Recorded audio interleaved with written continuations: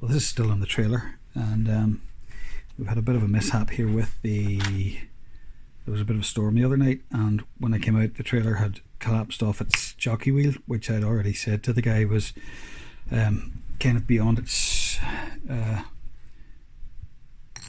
well, you can see it's well beyond its lifespan. Nothing wrong with the wheel itself. The wheels are usually filled with a plastic, and unfortunately the plastic was all chewed up in here as well, so I've kind of killed all that out of there. And what I'm going to do, I've made an axle.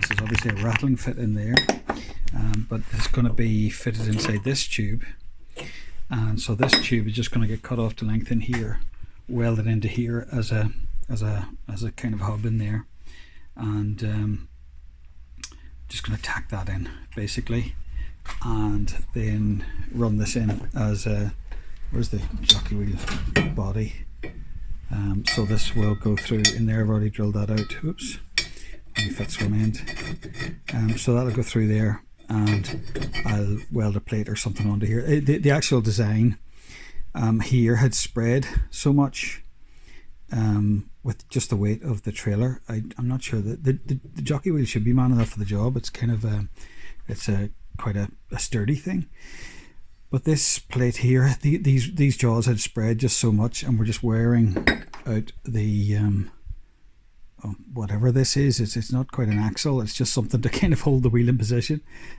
Anyway, that was well rusted out and just worn through. It's paper thin. It's thick in the middle, it's paper thin on the outside. So we've something a bit sturdier once I clean that up. This is probably about 2mm thick, enough to do the job.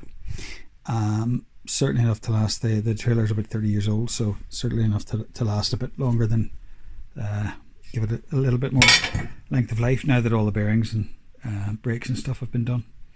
So that's where we're at now. So I'm just going to start.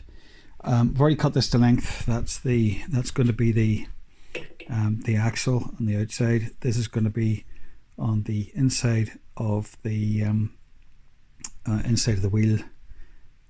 Tack that on there. I've got to weld a plate or something onto here. I don't want to use it's like you'd see on holding a digger bucket or something on. I want to put a plate. I'll make a little plate on here with a sorry, you can't see. I'm gonna weld a kind of little plate on here. I've got an old bit of steel that I can cut up. That was used for something else, or parts of it were used for something else. So I'm just going to hack a little bit out of that, make weld on a little plate here with a hole in it, and then I did have a little bolt for it to go through, but I've put that down somewhere safe, very safe. Oops, there it is. So, and then just a little Allen bolt to hold that in position, bit of Loctite, and that should all hold it on nicely. Much better than the arrangement that I did have. Not that the jockey wheel was in danger of falling off on the road anytime soon, but that's what we're you drop a jockey wheel, and or the jockey wheel drops, and you're facing it standing loads that it's not meant to take. Okay, a little bit of gap welding later, and what we've got is I've now drilled a stub through this whole thing, which our axle will now fit into. So that goes into there. So next I've got to make up the, just got to fabricate a bracket out of this old bit of steel, and we have that so that it bolts onto this. This'll go onto here. So it's in the vise at the minute.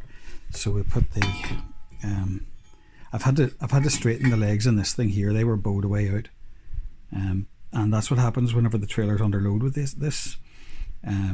If you're trying to move it around with the eventually with a load on it, these things just splay out. So I've got to have a washer and a pin arrangement on the other side of the, where's the axle? There, on the other side of this. So we'll have something welded onto, a plate welded onto one side, and where it comes out the other side, we'll have a drilled with a pin and a washer to stop the stop these two legs from spreading around. So there we go. So here we are with the last part of the jockey wheel complete. is showing you just the captive locking washer that's welded into place. Needs a bit of a file and a bit of a clean up, and it gets painted as well. But unfortunately, again, the trailer had to go back to get start work shortly after this bit was finished, and I didn't get a chance to shoot any more videos. So we just got fitted with a split pin and put back onto the trailer, and it was away back to work.